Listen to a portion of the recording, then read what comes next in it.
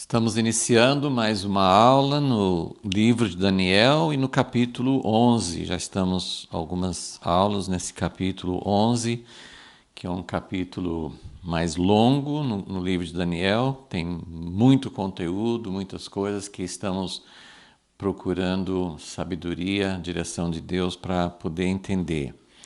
Então, nós estamos falando sobre essa parte da profecia que fala a respeito desse rei do norte que na história era Antíoco Epifânio. Ele é uma figura, ele aponta para o anticristo. Tem muitas coisas aqui que têm a ver com o tempo do fim. Algumas coisas foram cumpridas na história, mas nós estamos focando agora mais nesses aspectos que se relacionam com o tempo do fim. E na última aula falamos sobre essa abominação da desolação, esse ato central, essa coisa mais importante do governo, dos atos desse rei que representa o anticristo. E nós vimos que o foco do capítulo, e isso apareceu em outras profecias de Daniel também, então, mas o foco dessa revelação é esse último rei, estamos chamando de último rei, porque no cumprimento final vai ser o último representante do governo humano, vai ser a última manifestação desse sistema humano. Então, esse último rei, que tem muitas informações sobre ele, é o ato central, a coisa mais importante que ele faz, principalmente em relação ao povo de Deus e ao povo de aliança, ao propósito de Deus, é essa abominação da desolação. Então, é uma coisa, assim, uma grande afronta, um grande desafio lançado para Deus. Então, esse foi o assunto da última aula. E hoje nós vamos falar sobre 4 versículos, vamos pelo menos começar a falar sobre esses versículos que falam a respeito do povo de Deus no meio dessa situação.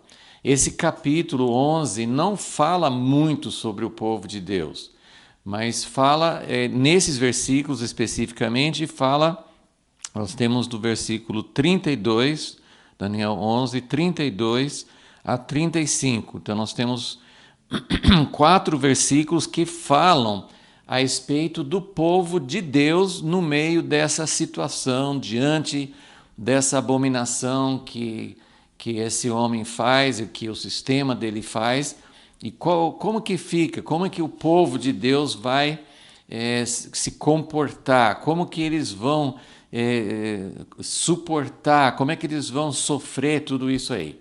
Então vamos orar para que o Senhor nos ajude, porque na verdade, embora assim, toda essa informação sobre o sistema do homem, sobre esse último rei, todo o sistema do governo humano e do anticristo, isso é importante, por isso que tem tanta coisa sobre isso nesse capítulo, mas para nós interessa muito saber como que o povo de Deus vai se comportar e como é que nós devemos nos preparar para isso. Senhor Deus, nesta hora nós chegamos a Ti com muito temor no nosso coração. Sabemos que há muitas coisas que foram profetizadas, muitas situações que até nos causam um senso de temor e de sentir uma certa dificuldade, como nós vamos enfrentar isso, como nós vamos estar preparados. Até a Tua palavra fala de uma aparente derrota que o povo de Deus vai sofrer diante desse sistema do mal. Então, como que o Senhor vai vencer? Como que o Teu povo vai superar? E nós chegamos a esse assunto, a esse tema, com um grande desejo no nosso coração de entender e de que o Senhor nos prepare quem são as pessoas, que tipo de pessoas, nós sabemos que não são todas as pessoas, não era toda a nação de Israel que conseguiu passar pelas provações com vitória. Então, como que o teu povo hoje, como que a tua igreja vai enfrentar esses dias maus? Nós pedimos a tua ajuda, tua revelação, e não só que a gente saiba alguma coisa sobre isso, mas que nós possamos entender como fazer parte, como nos preparar, como nós podemos fazer parte desse povo sábio. Pedimos isso em nome de Jesus. Amém. Então vamos ler. Nós temos também o esboço que está disponível para você acompanhar. É a letra B, né, no esboço, né, o comportamento do povo de Deus. Então, nós vamos ler esses 4 versículos, vamos dar um panorama dos fatos que são revelados aqui, e depois nós vamos focar mais nesse tema. Quem é esse povo que vai vencer mesmo numa aparente derrota? Então, versículo 31 é o que nós terminamos na aula passada, falando sobre a abominação da desolação, que é o ponto central e que marca, de acordo com textos do Novo Testamento, principalmente o Jesus falando em Mateus 24, esse ato não é só o princípio das dores que fala em Mateus 24, que vem antes, mas a abominação da desolação é o começo das dores de parto propriamente dito, é o tempo da tribulação, essa tribulação que vai ser pior do que todos os tempos de tribulação que já aconteceram. Daniel também fala sobre isso no capítulo 12. Então, isso está no versículo 31. Então, o versículo 32 diz assim: aos violadores da aliança, já mencionamos isso, esse rei do norte, ou esse anticristo, ele com lisonjas perverterá. Uma outra tradução diz que ele com palavras vazias corromperá, ele tornará essas pessoas apóstatas. Já são pessoas que estão quebrando a aliança, mas ele vai fazer algo, ele vai levar essas pessoas a se afastar mais ainda da sua fé. Existem sempre vários passos. A pessoa começa a abrir mão de convicções ou não ser fiel. As pessoas às vezes são infiéis à verdadeira aliança com Deus. Não significa uma apostasia imediata, mas é um afastamento progressivo. Então, as pessoas que já estão violando a aliança, ele vai ter acesso, ele vai conseguir perverter muito mais. Mas, aí no versículo 32, no meio nós temos então, nós vamos ter esses poucos versículos falando sobre o povo de Deus. Mas o povo que conhece ao seu Deus se tornará forte e fará proezas. Aqui também tem várias traduções diferentes, mas eu acho que o sentido aqui é o povo que conhece ao seu Deus se tornará forte. Às vezes, assim, essa tradução, se tornará forte e fará proezas, não está errado, mas dá uma ideia assim, poxa, enquanto o anticristo está agindo, tem um povo de Deus que está também bombando, né? Que está também fazendo grandes atos. E vai acontecer isso mesmo. Eu, quando leio isso, eu penso muito em Apocalipse 11, que fala das 2 testemunhas que vão fazer como profetas, o profeta Moisés, como o profeta Elias, vão ter o poder para fazer sinais, grandes sinais e maravilhas, vão confrontar reis, como aconteceu com Moisés com Faraó, Elias com Acabe, Jezabel. eles vão enfrentar pessoas poderosas, governantes, e trazer juízos de Deus, sinais, né, como as pragas do Egito, como Elias que fechou os céus para não chover. Então, vão fazer proezas, isso tem a ver com isso. Mas nós vamos ver que o contexto aqui em Daniel não é bem esse tipo de proeza.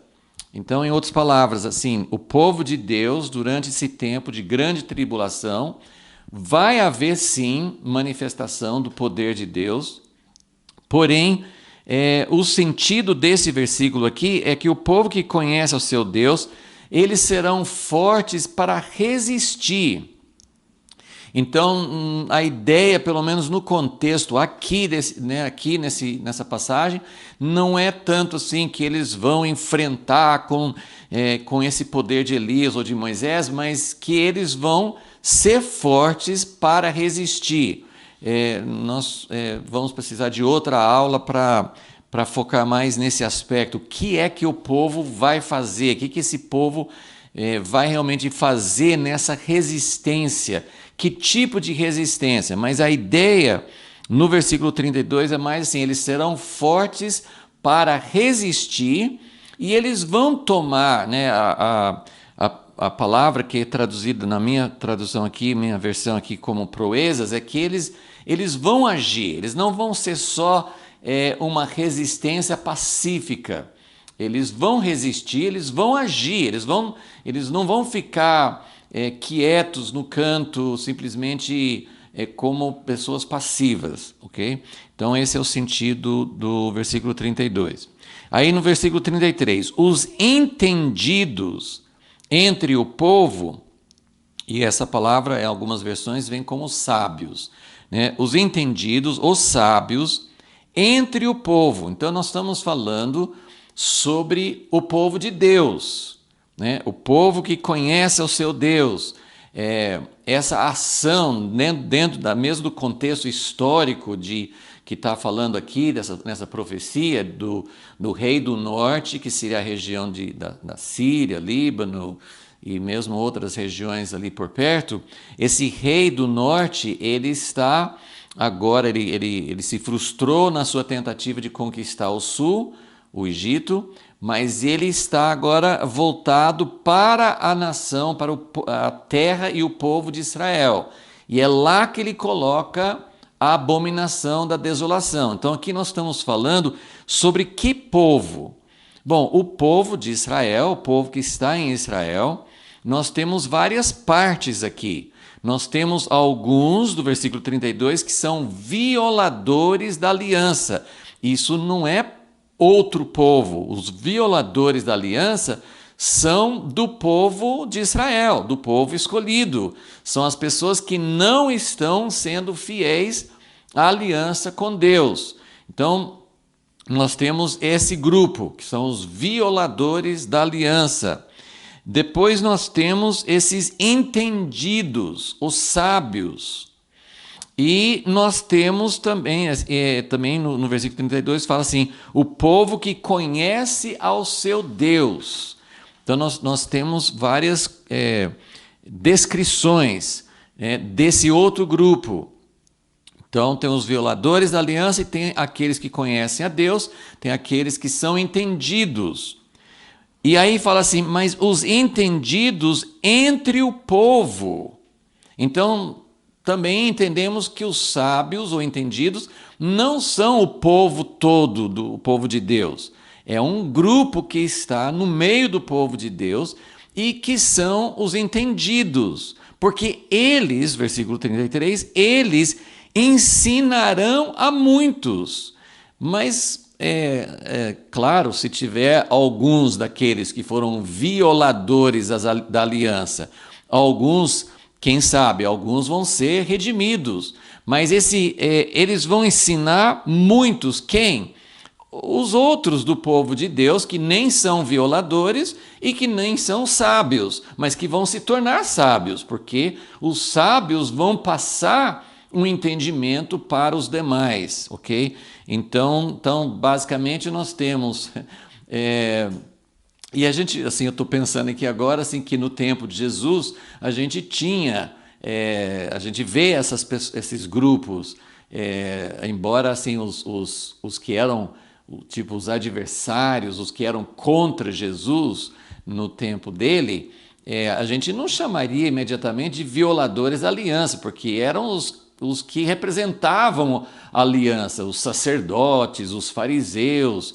Os saduceus eram mais liberais, não eram tão fiéis à lei de Moisés. Mas nós temos no tempo de Jesus esse grupo que, de alguma forma, quais foram as pessoas que entregaram Jesus a Pilatos, que queriam que Jesus fosse crucificado?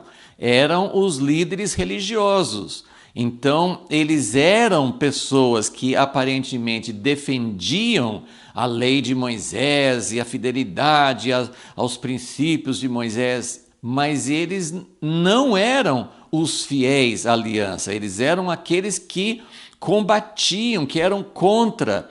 E em João, Evangelho de João 11, nós vemos que esses líderes, esses sacerdotes e escribas, esse grupo aí, que era o grupo que estava no poder, eles não queriam que Jesus fosse para frente, eles tinham medo de Jesus que tinha ressuscitado Lázaro e que todos iam crer nele, eles tinham medo por causa da ligação que eles tinham com Roma, com o governo. Então eles tinham medo de perder ou de receber alguma intervenção de Roma por causa dos ensinamentos e da vida de Jesus. Então, no tempo de Jesus, tinha esses líderes, que nós podemos dizer que eram os violadores verdadeiramente da aliança, porque, embora eles defendessem a aliança, eles eram contra o que Jesus estava fazendo como representante de Deus, como filho de Deus. E nós temos os discípulos de Jesus, que eram, Jesus falava assim com os discípulos, não é dado a todos entender os mistérios do reino de Deus, mas a vocês é dado isso. Então eles eram os entendidos. Isso até nos alegra, porque se os discípulos eram os entendidos, tem chance para nós, porque eles também muitas vezes não entendiam o que Jesus falava, eles tinham dificuldades para acompanhar, às vezes eles seguiam também o entendimento humano. Quando Jesus falou assim, o rico dificilmente entrará no reino de Deus, eles falavam assim, mas quem pode entrar? Quer dizer, eles estavam totalmente por fora do princípio do reino de Deus. Quando Jesus falou assim, os ricos não vão entrar, dificilmente entrarão no reino de Deus, você, mas quem pode entrar? Justamente, Jesus falou assim, graças te dou, Pai, porque o Senhor revelou aos humildes, aos pequenininhos, né? Então, os discípulos, eles se tornaram sábios, se tornaram entendidos, mas eles não eram entendidos, não tinham conhecimento de acordo com os padrões dos homens, mas eles eram os entendidos, eram os sábios que Jesus estava preparando. E tinha a multidão, os muitos que Jesus ia ensinando e que os discípulos iriam ensinar depois. Então nós temos esses mesmos grupos naquela época. Então esses são os grupos que existiam, que vão existir, sempre existem, mas que vão se tornar bem, vai ficar bem claro isso nesse tempo de tribulação. Então, versículo 33 de novo. Os entendidos entre o povo ensinarão a muitos. Então, eles vão ensinar, eles vão passar a sua sabedoria a muitos. Só uma dica, depois a gente vai entendendo, vai aprofundando um pouquinho mais nisso, mas só para ficar bem claro, isso não é, nem nesse contexto que eu estou fazendo aqui, nessas aulas, isso não é, esse ensinar a muitos, pode envolver o ensino da palavra, mas como que a sabedoria, essa sabedoria dos entendidos, como que isso é transmitido, como é que isso é passado para os muitos? Como Jesus, ele falava, mas ele falava em parábolas, ele ensinava Sermão do Monte, mas a parte principal, o ensinamento de Jesus era a vida dele. Então é muito, muito, muito mais do que ensinamento teórico. E eu duvido que no tempo de tribulação, nesse último tempo, vai haver espaço, como diz, para aulas, como estudando aqui, para cursos de teologia, para tipo de ensinamento teórico. Eles vão ensinar a muitos, com certeza é uma outra forma de transmissão. Então eles vão ensinar a muitos. Mas, os entendidos, cairão pela espada, pelo fogo, pelo exílio e pelo roubo por muitos dias. Então, se você estiver acompanhando o esboço, vamos só ver o que nós estamos extraindo daqui até agora. No esboço eu coloquei assim: o comportamento do povo de Deus. Eles são conhecidos como santos ou sábios. Número 2, são os que conhecem seu Deus. Isso está no versículo 32. São fortes, também no 32. Eles tomam posição, são resistentes e eles são ativos. Eles não só resistem, mas eles tomam ações, eles agem também. Número 4 está no versículo 33. Eles são sábios ou entendidos e dão esse entendimento a muitos.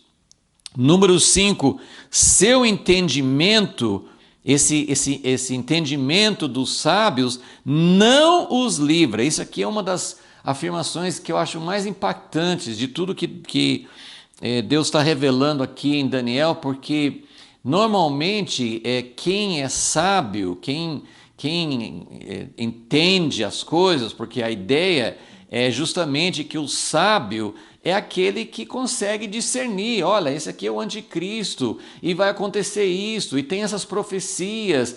Os sábios são os que entendem as profecias, são aqueles que entendem o que Deus avisou. Mas esse entendimento que a gente poderia pensar, bom, quem tem esse entendimento vai conseguir se livrar. Porque se eu sei que vem a abominação, até em Mateus 24, dá um pouco essa ideia assim de que, olha, quando vocês virem a abominação da desolação, fuja para os montes. Isso é um sinal de que vem coisas muito sérias, muito sombrias aí. Mas aqui está dizendo que os entendidos vão cair pela espada, pelo fogo, pelo exílio e pelo roubo por muitos dias. Então, o entendimento não significa que eles não vão passar pela perseguição, pela tribulação, e vão sofrer essa tribulação. E sempre nosso modelo é Jesus, porque Jesus sabia muito bem o que ia acontecer. Ele ficou avisando os discípulos muitas vezes: eu vou para Jerusalém, eu vou ser preso, eu vou ser torturado, eu vou ser crucificado. Então Jesus sabia muito bem. Nós podemos lembrar do apóstolo Paulo, que no final da terceira viagem missionária do apóstolo Paulo, ele começou a falar: olha, eu vou para Jerusalém e eu sei que me espera ali prisões e sofrimento. Então, o fato de você saber o que vem no futuro não significa que você se livra das consequências da perseguição, de forma alguma. Versículo 34. Mas caindo eles serão ajudados com pequeno socorro. Então, isso aqui a gente sempre tem essa mistura entre fatos históricos e o que vai acontecer realmente no fim, e a gente não sabe, não fica muito claro aqui que tipo de auxílio. Então, mas o que descreve aqui é que os sábios, os entendidos, e junto com todo o povo que é fiel a Deus, eles vão sofrer perseguição, mas vai haver um momento em que eles vão receber um livramento, eles vão receber um pequeno socorro, eles vão receber um livramento dessa perseguição por algum tempo. E aí o que vai acontecer? Uma coisa também bem curiosa aqui, quando eles recebem ajuda, quando eles começam a receber livramento dessa perseguição, aí pessoas que não estavam se juntando ao povo de Deus, não estavam sendo fiel a Deus, quando os fiéis recebem livramento, então muitas outras pessoas vão se juntar a eles, mas com falsidade. Eles vão se unir, mas de uma forma falsa. Isso aqui nos faz lembrar de tempos dos primeiros séculos da igreja, quando havia muita perseguição. Nos primeiros 2, 3 séculos da história da igreja, houve muita perseguição contra a igreja. Mas essa perseguição não era totalmente contínua. Então, dependia do imperador, dependia do momento. Então, às vezes havia uma grande onda muito forte, uma onda muito forte de perseguição. E depois, às vezes, entrava um outro imperador que não perseguia, pelo menos não com muita intensidade. Então, dava um respiro, dava um alívio para a igreja. E essas alternâncias, depois vinha outra onda de perseguição, depois outro período de livramento. E é muito conhecido na história como, nos tempos de perseguição, alguns cristãos negavam a fé, com medo, né, com receio, não tinham coragem de enfrentar a perseguição. Então, havia bastante gente que negava a fé para não ser preso, para não ser torturado e morto. Então, a igreja esvaziava um pouco, né, no tempo da perseguição. E aí vinha um tempo de alívio, um tempo de calmaria, e essas pessoas que tinham sido infiéis, mas que, de alguma forma, eles tinham uma convicção de que era verdade. Eles só não tinham coragem de enfrentar a perseguição. Então, depois que a perseguição passava, eles voltavam para o rebanho, voltavam para a igreja. E aí tinha muita controvérsia dentro da igreja, assim, porque os da linha dura achavam assim, mas esses covardes aí que saem na hora de ter perseguição, agora que não tem, voltam, eles não deveriam ser aceitos. Mas isso é outro assunto, não vamos entrar nisso agora. Mas é algo que tem uma semelhança com esse período. E também essa profecia ela tem alguma coisa a ver com o tempo dos Macabeus. E os Macabeus, eles usaram força. Eles lutavam com armas para vencer as forças de Antíoco, as forças que estavam oprimindo, e eles tiveram sucesso por algum tempo.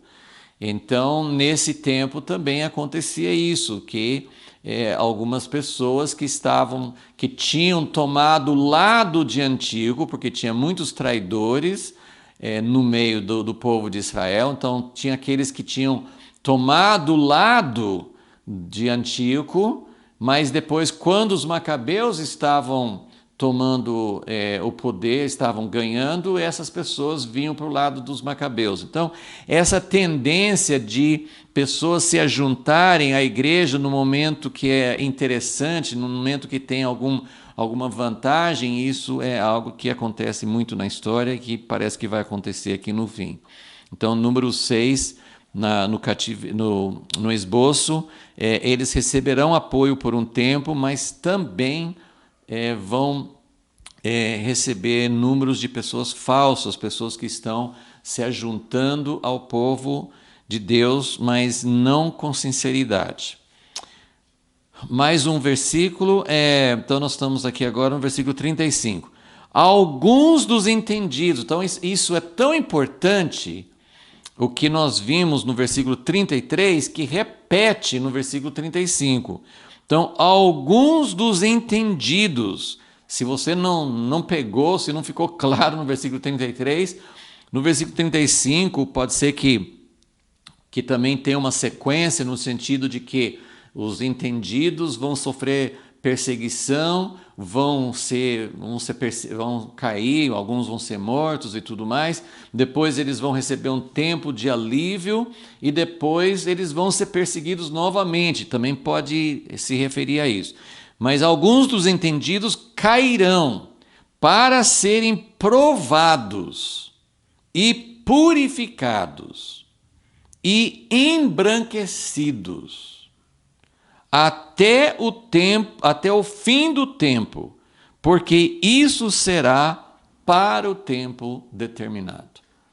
Então, no item 7 no esboço, os sábios cairão, serão perseguidos e mortos para provar e purificá-los.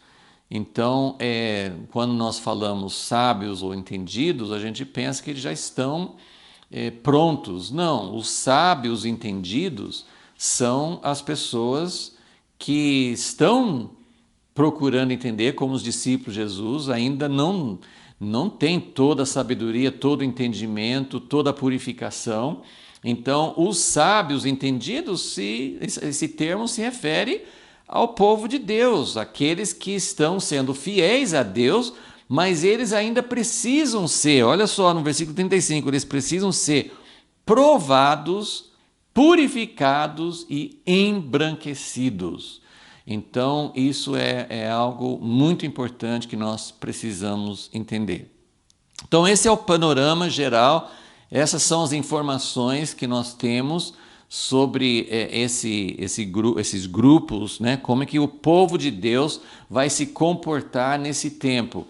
E como eu falei, isso tem referência, isso pode ser aplicado a todas as épocas de perseguição. Isso aconteceu no tempo de Antíoco, isso aconteceu no tempo de Jesus, isso aconteceu no tempo da igreja primitiva, isso acontece hoje, onde tem perseguição, países islâmicos, países comunistas, todo lugar onde tem perseguição, nós vamos encontrar esse fenômeno, essa situação, em que alguns são sábios, são entendidos, alguns são traidores, e os sábios entendidos vão procurar levar esse conhecimento aos demais. Então, isso é uma descrição de como será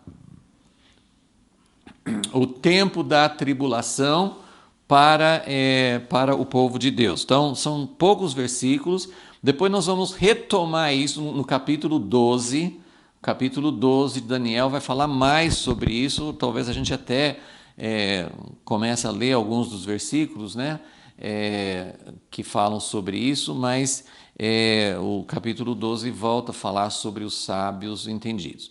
Então, agora nós queremos assim, gastar um pouquinho de tempo para identificar mais por que são chamados de sábios ou entendidos, o que são esses sábios.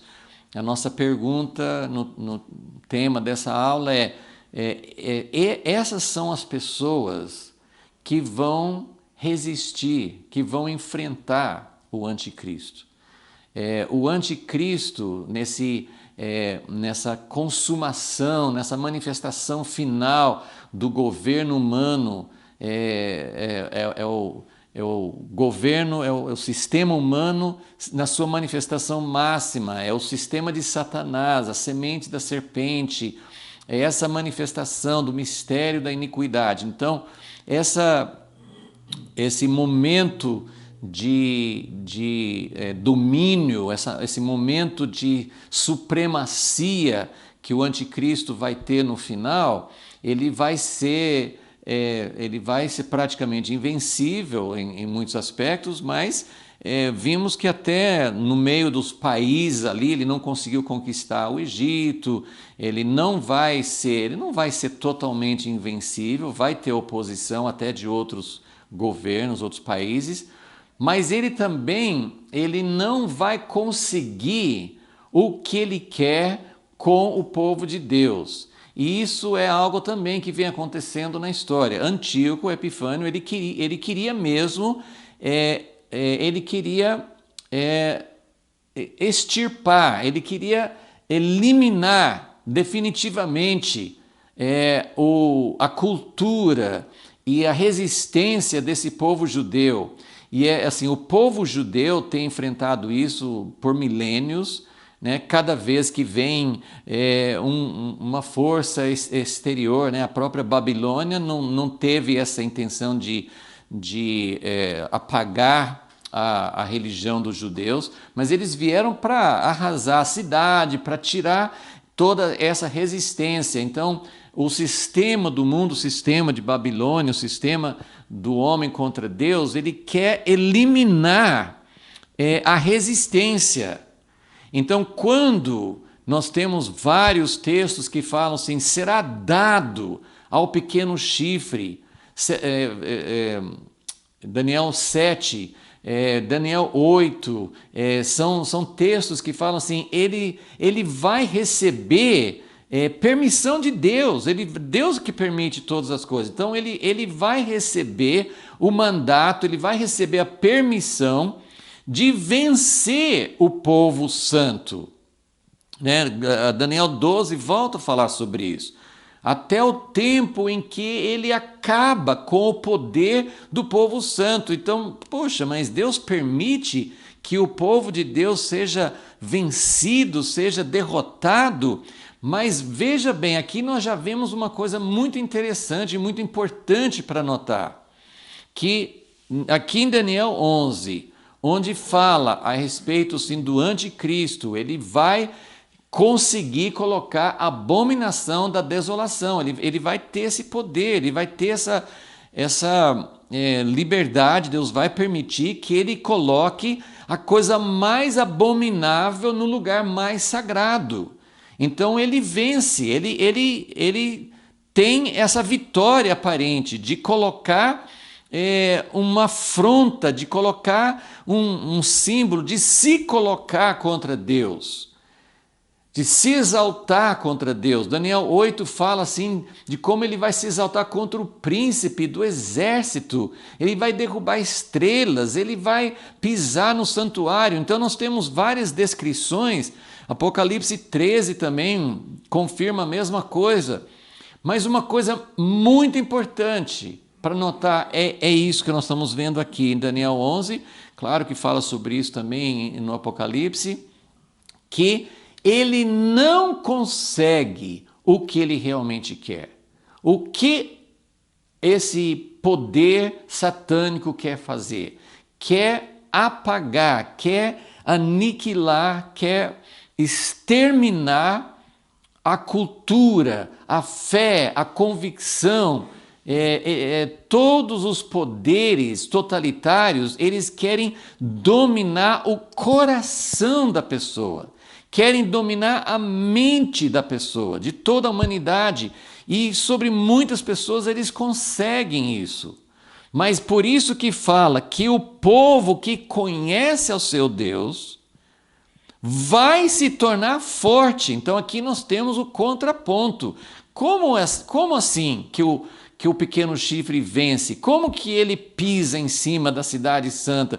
Como que ele põe a abominação onde ele quer? Sim, mas o povo que conhece o seu Deus se tornará forte, vai ter resistência e vai conseguir agir, não somente resistir, não sucumbir diante disso, não aceitar a marca da besta, não ser como aqueles que seguem, que adoram a imagem, mas eles vão resistir. Então, isso é muito importante perceber. Agora, eles vão cair. Então, aqui no versículo 32, o povo é forte, o povo vai poder resistir e vai poder agir dentro do que Deus manda fazer, mas eles vão cair pela espada, no versículo 33.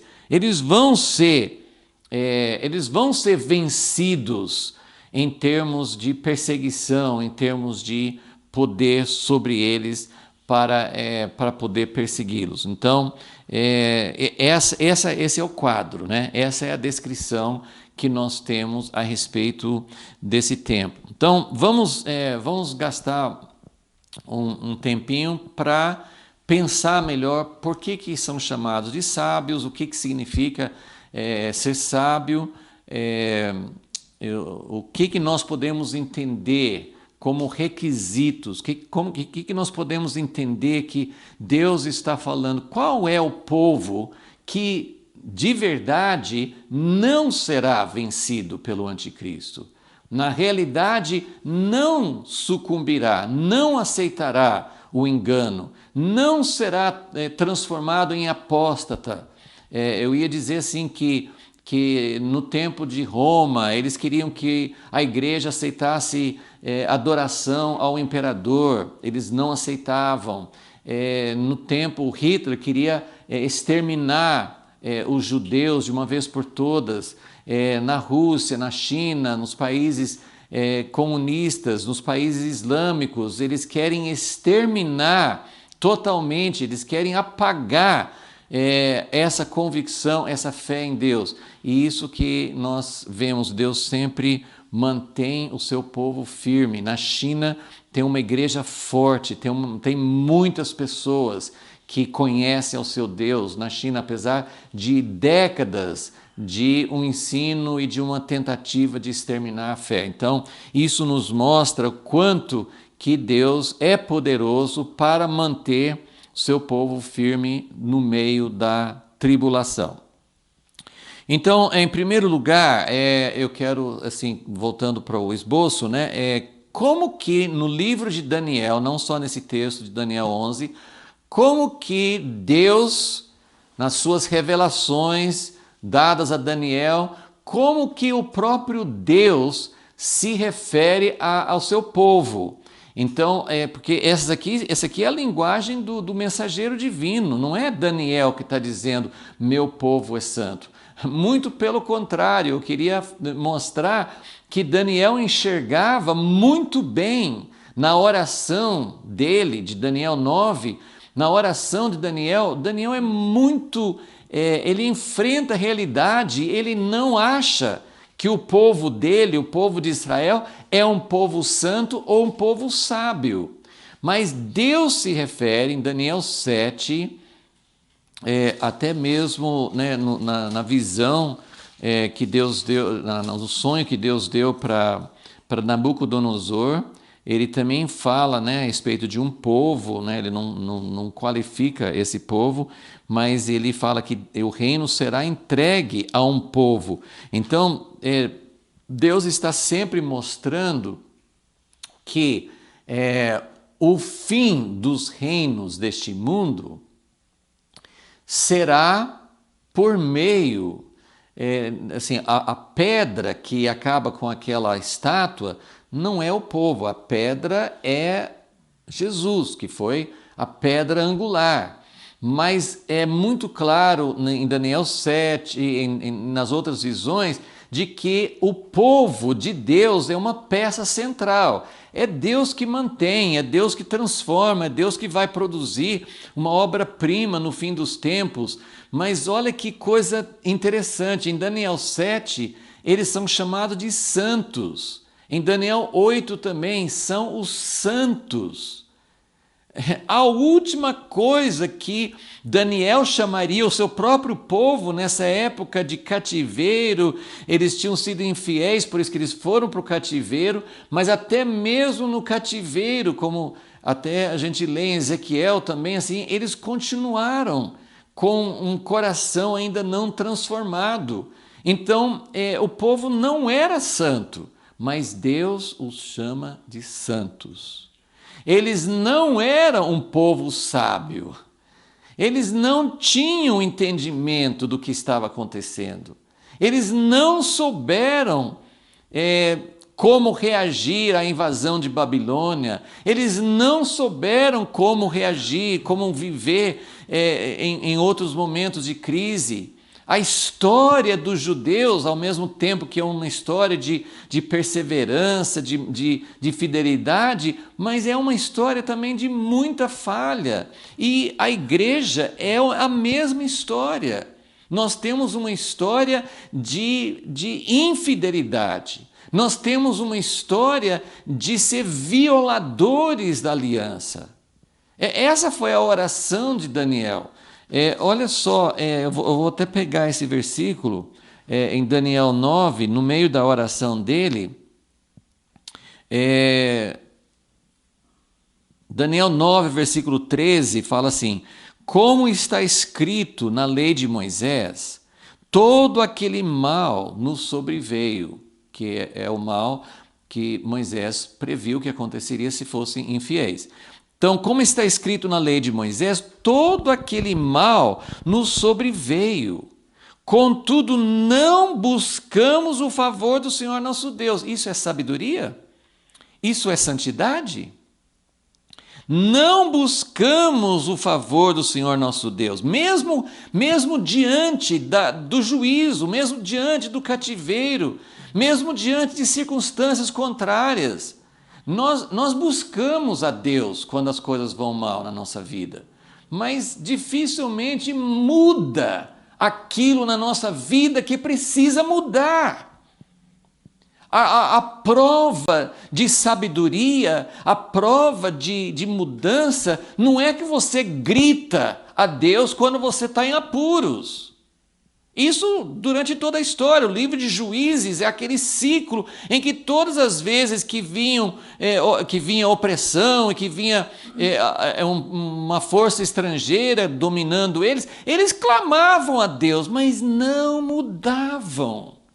Eles não mudavam, não se voltavam de coração ao Senhor. Então, Daniel está falando, nós não buscamos o favor do Senhor nosso Deus, convertendo-nos das nossas iniquidades e aplicando-nos a tua verdade. Essa frase, eu não sei como está nas outras versões bíblicas, mas essa palavra aplicando significa tendo sabedoria. Esses são os sábios. Os sábios são aqueles que se aplicam à verdade. É a mesma palavra de sábios ou entendidos que usa nas outras situações. Então, assim, o ponto inicial que eu queria colocar é: Deus descreve o seu povo, mesmo, é claro que ele está olhando para o fim, ele está olhando para onde ele vai, onde vai chegar. Mas ele está chamando o povo dele de santos, no capítulo 7 e 8 de Daniel, e de entendidos, em Daniel 11 e 12. Então, Deus, não é Daniel, Deus chama seu povo de santos e de entendidos. Então isso nos dá muita esperança, porque Deus prometeu, Ele prometeu que iria fazer uma nova aliança, que ia conseguir escrever a lei no coração. E a gente está nesse ponto da história, séculos depois do sacrifício de Jesus, depois do derramamento do Espírito Santo, e nós ainda olhamos para nós mesmos. Eu não estou aqui para criticar ninguém, mas diante da situação do mundo, e eu me incluo nisso, nós não somos um povo sábio. Nós não sabemos como agir diante dos desafios do mundo, da política, das situações que nós estamos convivendo, diante da pandemia, diante das políticas, diante dos ventos, diante da maldade na sociedade. Nós não sabemos como agir, nós não somos sábios, mas Deus nos chama de santos e de sábios. Então, isso é algo que não é só, em Jesus eu faço tudo de errado, mas Jesus não vê meus erros e Ele me purificou, então eu sou purificado, sim, isso é uma verdade, mas Deus tem um projeto. Deus tem um plano de produzir um povo que vai ser realmente sábio e entendido.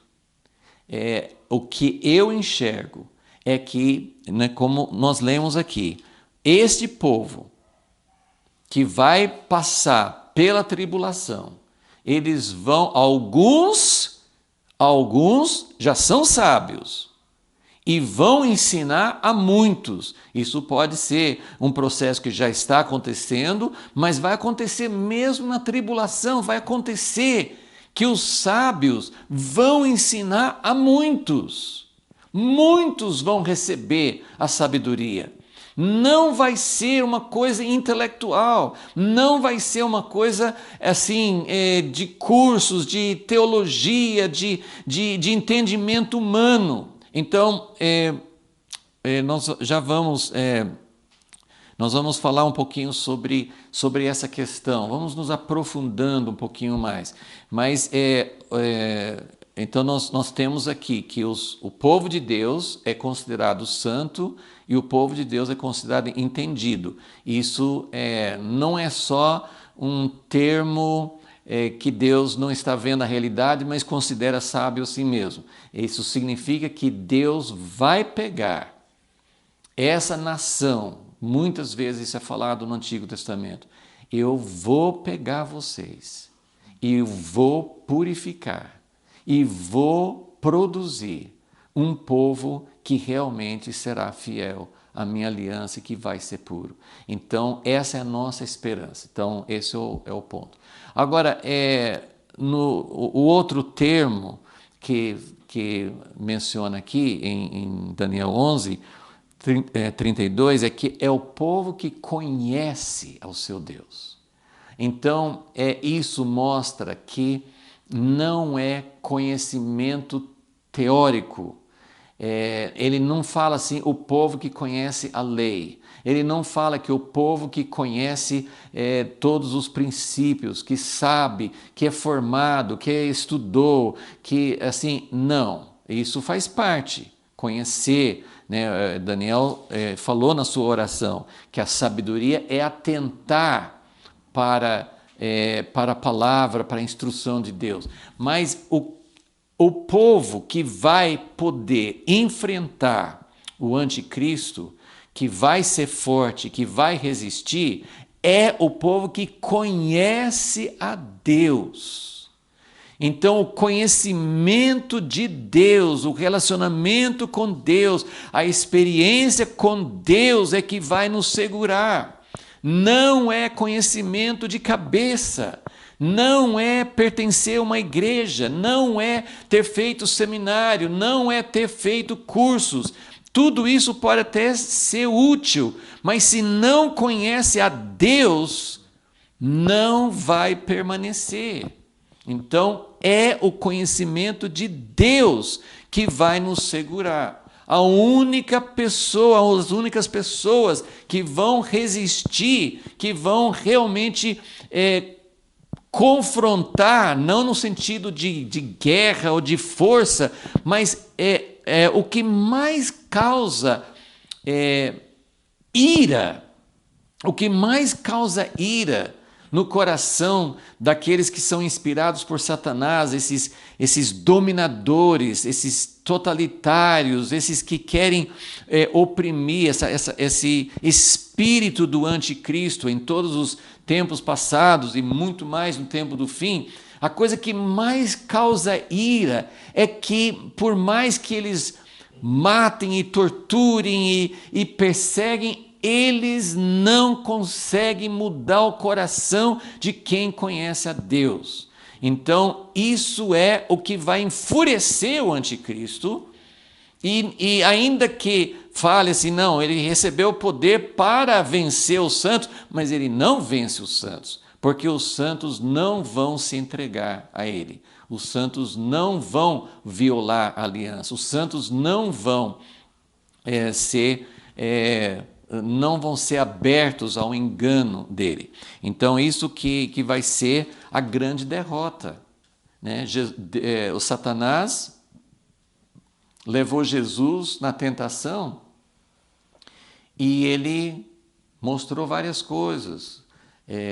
Você pode transformar pedras em pão, você pode saltar do pináculo do templo e não acontecer nada com você, mas o alvo dele você pode receber todos os reinos deste mundo, basta você se ajoelhar e se submeter, o seu coração se entregue a mim. Porque essa é a batalha. Essa é a batalha. É Deus e Satanás lutando pelo coração do homem.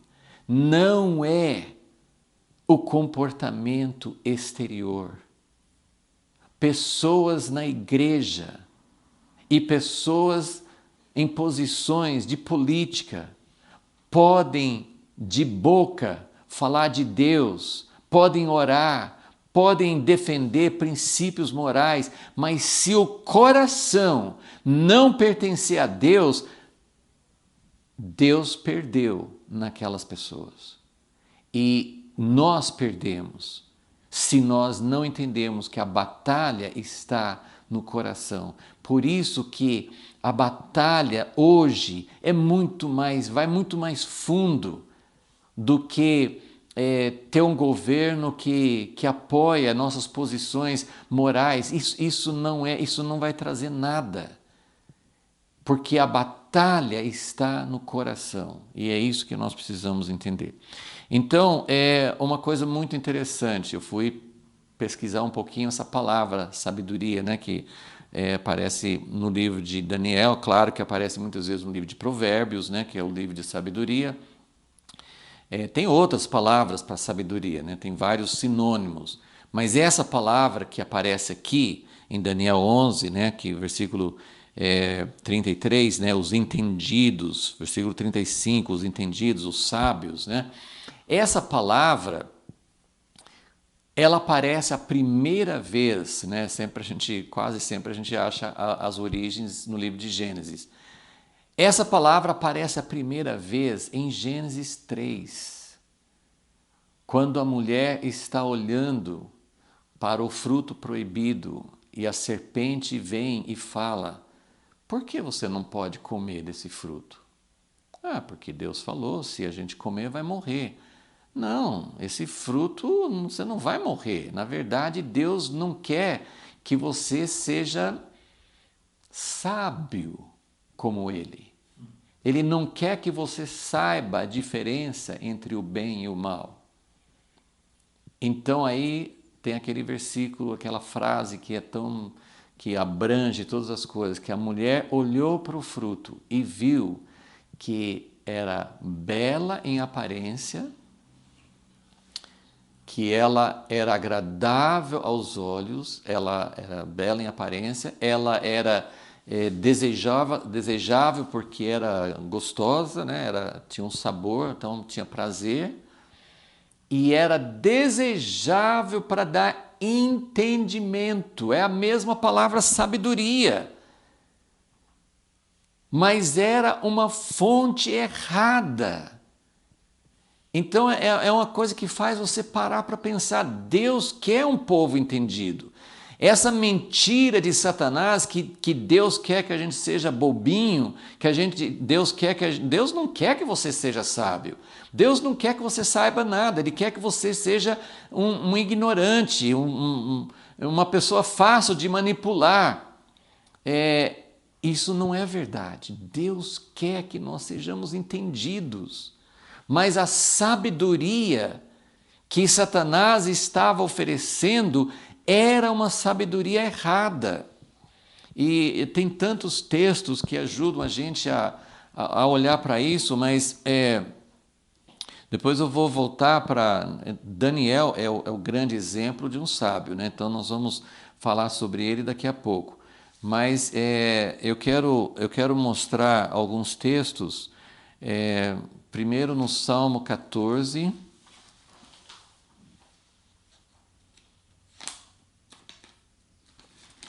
Salmo 14, quero mostrar como a sabedoria de Deus é associada alguns princípios, alguns aspectos, né?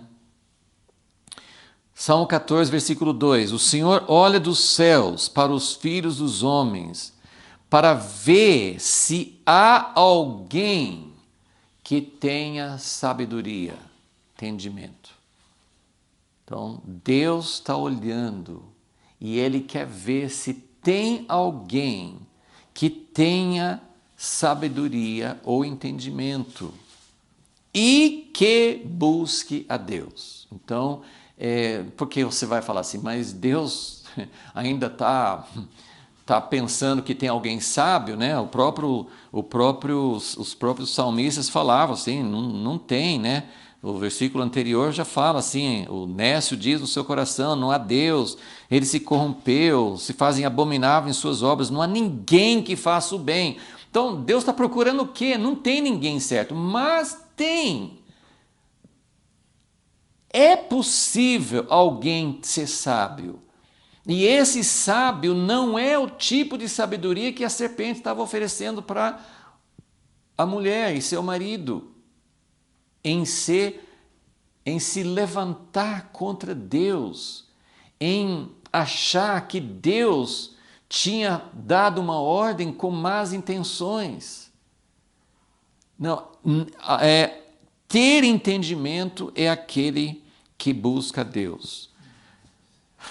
Agora vamos, assim, tem tantos e tantos, eu vou escolher alguns textos para ajudar a gente a entender. Jeremias capítulo 9.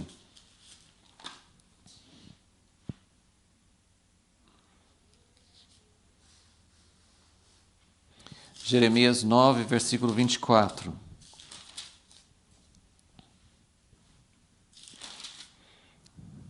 Eu vou começar no versículo 23. Assim diz o Senhor, não se glorie o sábio. Então tem gente que se acha sábio. Não se glorie o sábio na sua sabedoria, nem se glorie o forte na sua força, nem se glorie o rico nas suas riquezas. Mas o que se gloriar, glorie-se nisto, em me conhecer. Então, lembre-se, o conhecimento de Deus. O grande dilema no Jardim do Éden era: vocês vão comer da árvore da vida ou vocês vão comer da árvore do conhecimento do bem e do mal? A árvore da vida estava ali, livre para eles. E não fala que eles ficaram parados na frente da árvore da vida pensando, puxa, olha aqui, olha que coisa tremenda, nós podemos comer da árvore da vida. Não, eles pararam na frente da árvore proibida porque era proibido buscar conhecimento nessa fonte. E Satanás colocou a mentira de que Deus queria que eles não tivessem sabedoria. Mas não, o que se gloriar, glorie-se nisso, em me conhecer e saber que eu sou o Senhor, eu faço misericórdia e juízo e justiça na terra, porque destas coisas me agrado. Então aqui está dizendo, e não sei se, acho que não vamos ter tempo de ler, mas em 1 Coríntios 1, Paulo usa esse texto aqui. E ele fala assim, olha só, não são os sábios deste mundo que estão encontrando a verdadeira sabedoria de Deus. Não são as pessoas que têm. Então, no versículo 23 aqui, ele fala do sábio, do forte e do rico. E é tudo que representa o anticristo. Lembra que o anticristo é um cara esperto. Ele é muito astuto. Daniel 8 descreve bastante o anticristo, ele tem estratégias. Ele busca não somente ganhar vitórias pela força militar, mas ele é muito astuto, ele é muito traidor, ele é muito assim, ele usa estratégias para passar as pessoas para trás. Então, ele tem uma sabedoria, mas não é a sabedoria de Deus. Ele é como o próprio Lúcifer era o mais belo, o mais sábio, o mais glorioso. Mas porque ele tinha uma raiz de exaltação, ele era o mais louco. Ele foi o mais tolo de toda a história, de toda a criação de Deus. Então, é isso que vai se manifestar no fim. Nós vamos ter um confronto entre a sabedoria deste mundo. E preste muita atenção, porque tem muita sabedoria hoje. Tem muita informação, tem muita técnica, tem muita estratégia, mas os mais sábios serão confundidos. Acho que eu não vou ter tempo para ler, mas eu acho que em Isaías 29, 14, que Deus fala assim, que ele vai confundir os sábios. Eles vão descobrir que a sabedoria deles não vale nada. Então, nisso se deve se gloriar em me conhecer. Capítulo 10 de Jeremias 10, versículo 21. Os pastores se embruteceram, quer dizer, se tornaram tapados. Os pastores se embruteceram. Por quê? Porque não estudaram o suficiente? Porque não leram o suficiente? Não é isso. Eles se embruteceram porque não buscam ao Senhor. E por isso não prosperam e todos os seus rebanhos se acham dispersos. Então, é a única coisa que edifica, a única coisa que constrói o reino de Deus é a sabedoria que vem de Deus. Vamos voltar para uma promessa aqui em Jeremias também, Jeremias 3, versículo 15. Jeremias 3,15. Dá-vos-ei pastores segundo o meu coração, que vos apacentem com conhecimento e com inteligência. Isso não é cara que é super formado, nada contra. Deus usou Moisés, que era um homem culto, Deus usou Paulo, que era um homem muito culto. Mas o que está dizendo aqui é que não é a cultura, não é o conhecimento, não é o nível de estudo que vai tornar um pastor, ou outro líder, um mestre, um sábio. Não é isso. O que vai trazer pastores segundo o coração de Deus e que são pessoas que conhecem, que são segundo o coração de Deus, têm caráter, são pessoas que realmente seguem ao Senhor e que buscam a fonte de conhecimento nele. Eles vão apacentar com sabedoria, essa sabedoria que Deus está falando aqui. Então, deixa eu ler um versículo em Deuteronômio, Deuteronômio 32.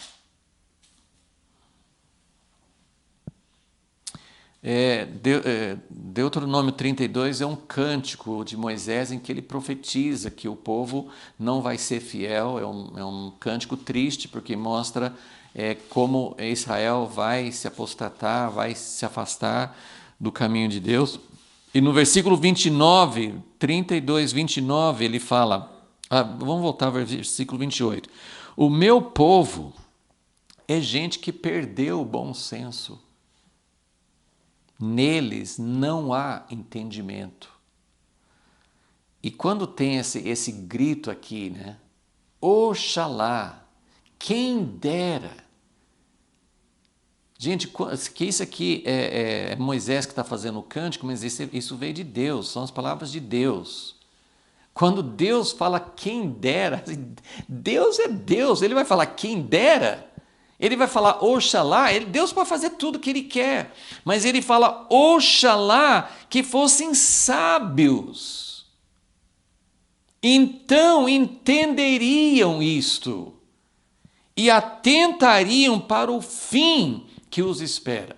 Então o entendimento, a sabedoria, é uma sabedoria segundo Deus.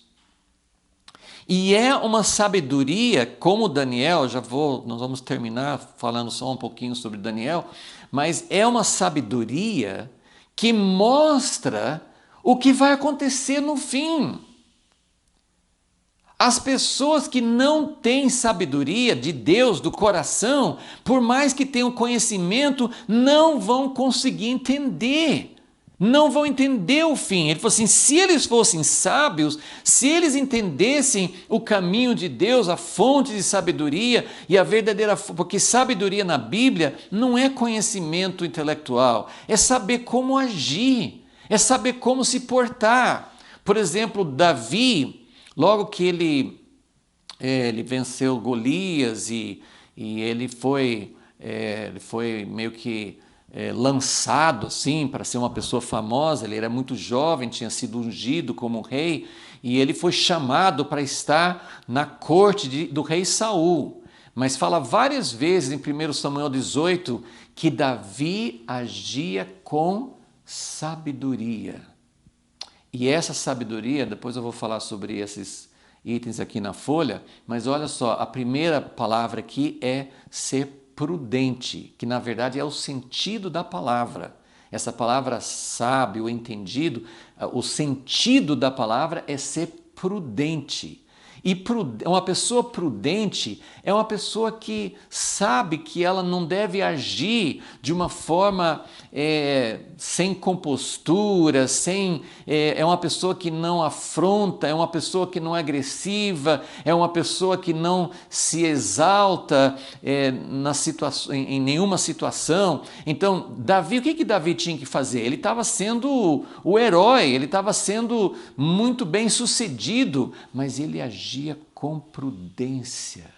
Em nenhum momento ele agia errado. Isso é sabedoria, ok?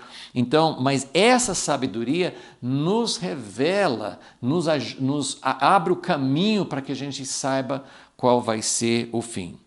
E agora, antes de falar, então, terminar falando um pouquinho sobre vendo na vida de Daniel, no livro de Daniel, eu quero que vocês, eu vou ter que só citar 1 Coríntios 1, já citei, fala que a sabedoria de Deus não é de acordo com a sabedoria deste mundo. E tanto é que os sábios deste mundo, eles não conseguem entender. Não conseguem entender. E o capítulo 2, 1 Coríntios 2, continua, que é uma coisa tremenda, que fala sobre a sabedoria que o Espírito Santo revela, mas mostra a sabedoria da cruz. E fala assim que se os sábios e os poderosos do mundo, na época de Jesus, se eles tivessem entendido pelo menos um pouco, eles não teriam crucificado o Senhor da glória. Mas eles não entendem o caminho de Deus. O fruto do conhecimento do bem e do mal corrompe o nosso coração. E por isso Deus não quer que nós sejamos bobos, mas Ele quer que a gente tenha a verdadeira sabedoria. Então, eu não posso ler esses textos, mas são tremendos, né? 1 Coríntios 1 e 1 Coríntios 2. Mas eu vou, porque por tempo, né, eu vou para 1 Coríntios 13. Eu só quero mostrar esse texto muito conhecido. Os primeiros 3 versículos de 1 Coríntios 13. Lembrando que no final de 1 Coríntios 12, o último versículo, todo o capítulo 12, Paulo está falando, né, sobre o corpo de Cristo, os dons. Nem todo mundo tem o mesmo dom, mostrando, né, como que o corpo funciona e que a gente precisa ter entendimento para saber que o olho tem uma função, o ouvido tem outra, o pé tem outra, e todos são necessários. Mas ele fala assim, isso tudo é muito certo, porque quando eu olho assim, o versículo 1 Coríntios 12, 31, ele fala, procurai com zelo os melhores dons, porém, eu vos mostrarei um caminho muito mais excelente. Mais excelente do que o corpo de Cristo, mais excelente do que os dons. Né? Os dons não são errados. Mas ele falou assim, eu vou mostrar um caminho mais excelente, porque tem um caminho que é o que vai dar sentido. Os dons sem esse caminho excelente, não vão alcançar nada. E nós temos visto isso centenas e milhares de vezes no movimento pentecostal, carismático, na história da igreja. Nós temos visto isso. Então, olha só os primeiros 3 versículos que eu quero mostrar. Que é um confronto entre a sabedoria que é segundo Deus e a sabedoria que não é segundo Deus. Ainda que eu falasse as línguas dos homens e dos anjos e não tivesse amor, seria como o metal que soa ou como o sino que tine. O que é isso? É um barulho vazio. É um barulho que nem traz música, não traz nada. Mesmo aqui, então, a língua dos homens e dos anjos seria o quê? Eloquência. Se você for muito eloquente, nós temos muitos pregadores e também não estou criticando ninguém. Deus dá dons de eloquência, não é pecado ser eloquente, mas Ele está dizendo, se você tiver eloquência, se você for um grande pregador, se você for uma pessoa carismática, se você for um líder político, se você for alguém que consegue dominar massas, e o anticristo vai ser perito nisso. Ele vai ter uma língua que vai convencer, ele vai ter capacidade de convencer, mas se não tiver amor, se não tiver a sabedoria que vem de Deus, é um barulho vazio. Versículo 2 ainda, que eu tivesse o dom de profecia e conhecer, aqui que esse 2 talvez seja o mais forte aqui. Conhecesse os mistérios, toda a ciência. É um cara sábio, é um cara que entende, é um cara que estudou, é um cara que conhece teologia, é um cara que conhece escatologia, é um cara que conhece um monte de coisas. Então, se tivesse todo o conhecimento, toda a sabedoria, e ainda tivesse toda a fé, de maneira que transportasse montes. Uau! Né? O anticristo vai ter sobrenatural também. E não tivesse amor, nada seria. E versículo 3, ainda que distribuísse toda a minha fortuna. Agora parece que o cara é caridoso também. Quer dizer, não é eloquência. Versículo 2 tem 2 coisas, né, que é conhecimento e poder sobrenatural. Então nós temos eloquência, nós temos conhecimento, e não só intelectual, porque o cara conhece mistérios, sabe de toda a ciência, ele tem muito conhecimento, tanto da Bíblia ou de outras coisas, e também ele tem dons, ele tem fé. Acontecem as coisas. Agora no versículo 3, ele ainda é uma pessoa abnegada. Ele é uma pessoa que doa. Ele é uma pessoa que entrega fortuna e até o próprio corpo. Olha que ponto que pode chegar sem ter a sabedoria de Deus, sem ter o verdadeiro amor. Então, isso aí me veio à mente hoje assim, que contraste, né? 1 Coríntios 1 e 2 e esse 13 também. Então vamos só finalizar, lembrando, nem vou ler os versículos, mas quem pode exemplificar para nós esse povo entendido? Quem serão os entendidos? Quem serão os sábios? Quem serão as pessoas que vão enfrentar o anticristo no tempo do fim? E o melhor modelo é o próprio Daniel, porque Deus deu a ele essas revelações, então ele tinha sabedoria, e ele foi um exemplo. Ele talvez seja o exemplo, ele está brigando ali com José do Egito, talvez ele seja o exemplo mais destacado no Antigo Testamento de uma pessoa sem defeito, uma pessoa irrepreensível. Então, o caráter dele. Então, só lembrando, assim, é da vida dele que eu tirei essas coisas aqui. Né? Os sábios ou entendidos vão ser as pessoas que têm a mesma coisa que Daniel tinha. Então, primeiro, é uma pessoa prudente, como eu já dei o exemplo de Davi, mas Daniel, ele era uma pessoa muito discreta. Ele era uma pessoa que nunca, assim, ele pôde servir aos governantes, aos reis, ele pôde ocupar um lugar alto, porque ele não estava buscando, ele não tinha ambição, ele não tinha interesse em algo para si mesmo. Então ele era uma pessoa prudente.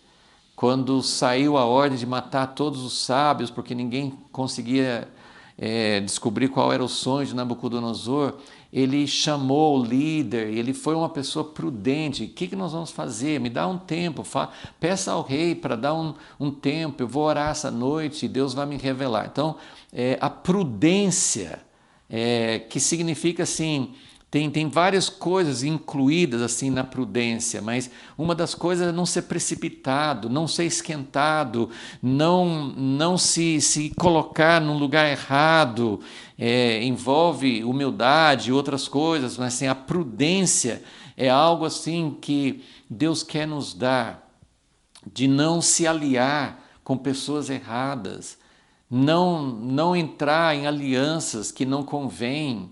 Né? Tem várias coisas incluídas aí. A história de Daniel é uma história de alguém, né? Lembra o capítulo 1 começa, porque o livro de Daniel, esse tema de sabedoria é um tema do livro de Daniel. Porque Daniel foi selecionado para ser treinado como um dos sábios de Babilônia. Então, o tema do livro de Daniel é como que nós podemos ser sábios verdadeiramente.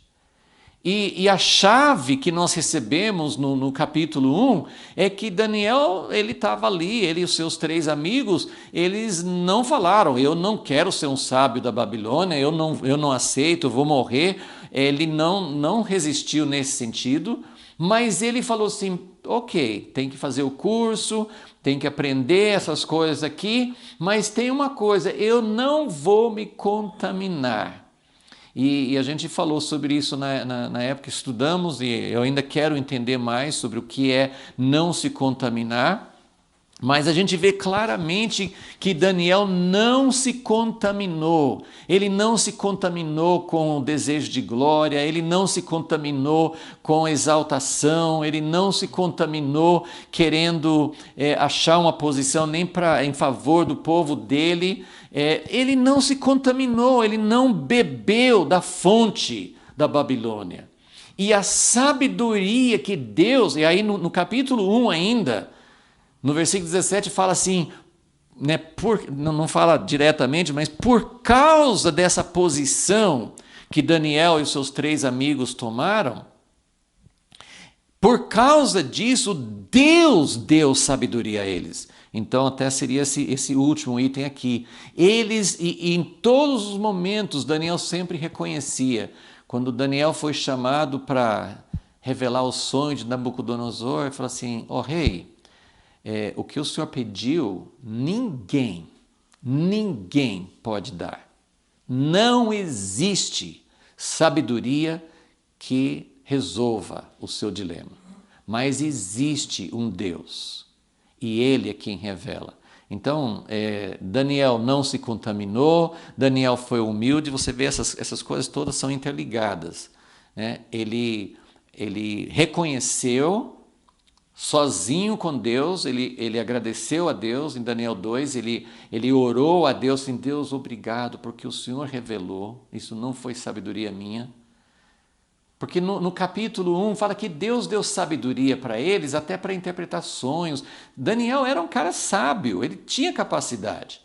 Mas Deus colocou um desafio que nem a sabedoria que Deus tinha dado para Daniel, assim, da capacidade de interpretação, era suficiente, porque quem ia descobrir o sonho que ele sonhou? Então era uma coisa impossível. Então a sabedoria é aquela que reconhece a dependência de Deus. Então, não contaminação, Deus tem que nos mostrar o que é não ser contaminado.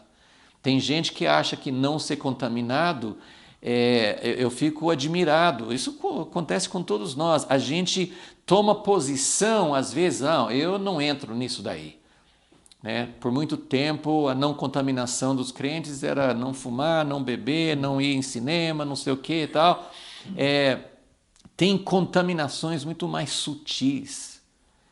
Então, hoje a igreja pensa, não, nós somos defendendo os valores tradicionais, os valores bíblicos da família e tal, e estão se contaminando com muitas outras coisas piores. Então, é terrível isso. Então, não contaminação é uma coisa muito séria. O que é não se contaminar? A humildade, realmente entender que qualquer capacidade não vem de nós mesmos. Né? Fiéis à aliança. Daniel foi fiel. Os 3 amigos de Daniel foram fiéis, não se curvaram diante da imagem de Nabucodonosor. Daniel não deixou de orar, ele manteve a aliança, assim, a fidelidade. Vemos isso aqui no capítulo 11 de Daniel, assim, as pessoas que eram infiéis à aliança. Então, a sabedoria é ser fiel à aliança com Deus e fiel à aliança, a aliança do casamento, a aliança de irmãos, a fidelidade às alianças, fiel à aliança com pessoas que não são da igreja. O que você promete, o que você trata, a sua palavra, a sua fidelidade àquilo que é tratado, né? A fidelidade à aliança é uma coisa fundamental e saber que depende de Deus. Então esse é um tema que nós vamos continuar vendo, porque vai continuar no capítulo 12. Nós vamos ainda na próxima aula, vamos continuar falando sobre como que esse povo fiel a Deus vai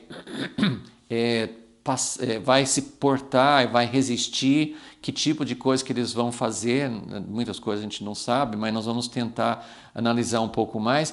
Mas só finalizando, lembra que então Daniel 11:33, eu acho, né, fala que eles vão ensinar a muitos.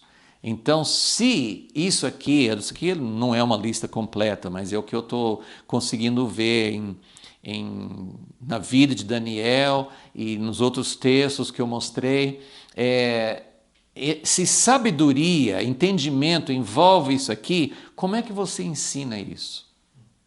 Como é que os sábios vão ensinar a muitos? Percebe que isso não é um curso que vai dar isso aqui? Percebe que isso tem que ser transmitido pela vida.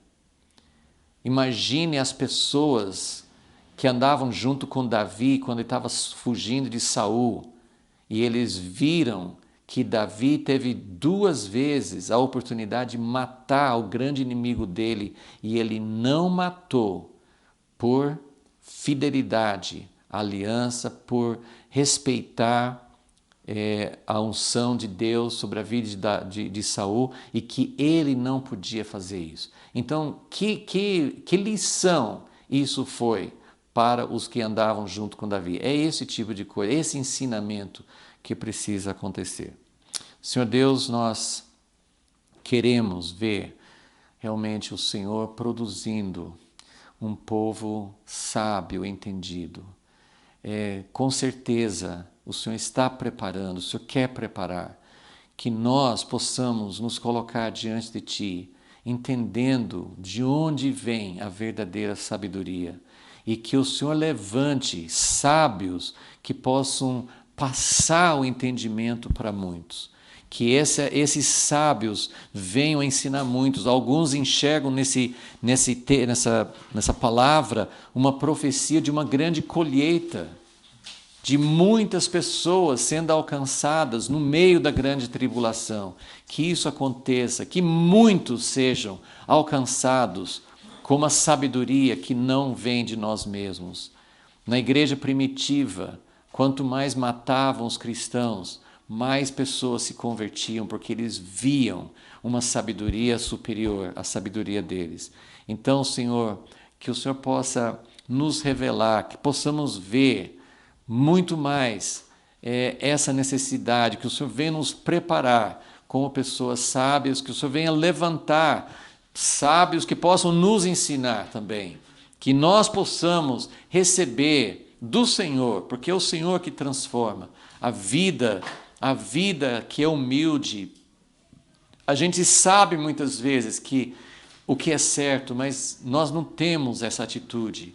Senhor, implanta isso em nós, para que realmente haja um povo que possa glorificar o Teu nome nesse tempo do fim. Pedimos em nome de Jesus. Amém.